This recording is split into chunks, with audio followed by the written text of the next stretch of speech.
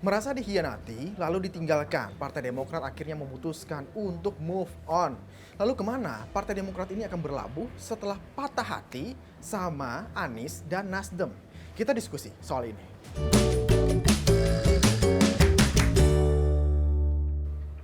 Mencoba move on dari Anies dan Nasdem, Senin siang 4 September, Partai Demokrat kembali berembuk bahas kemana partainya akan berlabuh. AHY yang kemarin gak ngomong abis diputusin, sekarang akhirnya buka suara. Putra sulung SBY itu bilang bakal buka opsi bersama poros lain yang punya cara pandang yang sama.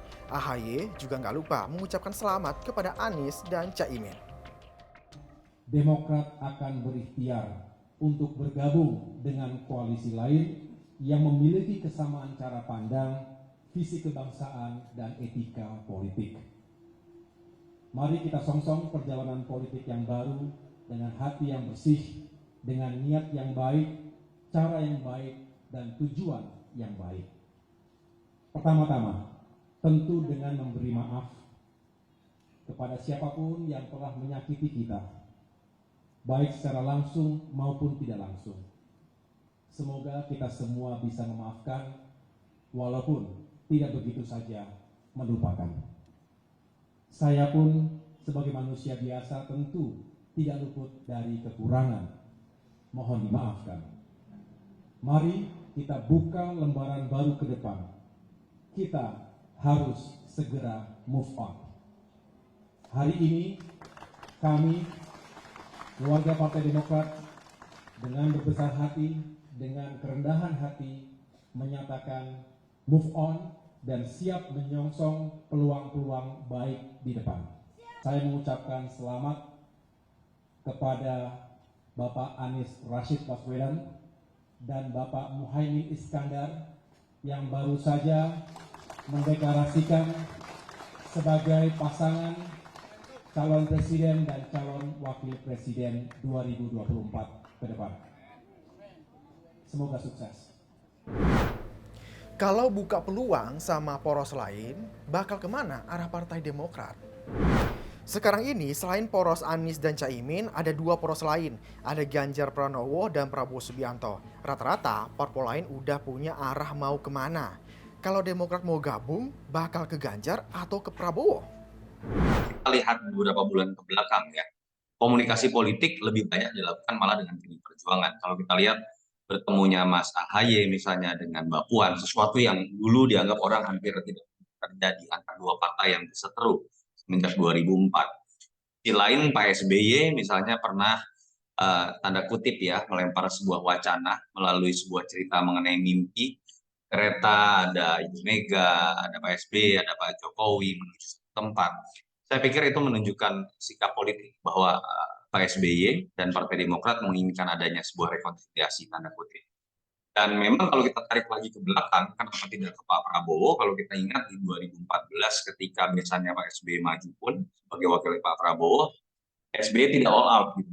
Prabowo kan ada sesuatu di situ ketika besannya berpasangan dengan Prabowo pun SBY tidak bersikap all out.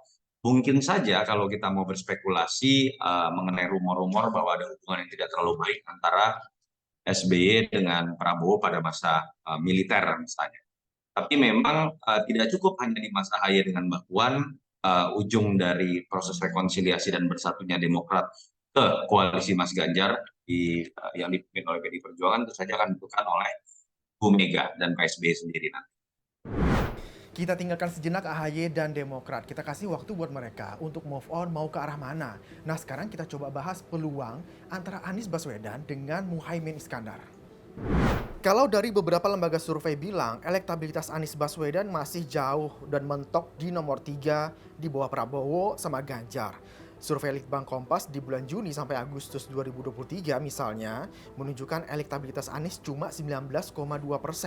Jauh di bawah Prabowo dan Ganjar yang terus kejar-kejaran. Itu kalau Anies. Gimana dengan Muhaimin Iskandar? Elektabilitas Caimin juga dari hasil survei nggak bagus-bagus amat. Elektabilitas Ketua Umum PKB itu berkisar antara 1,5%. Jauh di bawah Ridwan Kamil, Sandiaga Uno, atau Erick Thohir.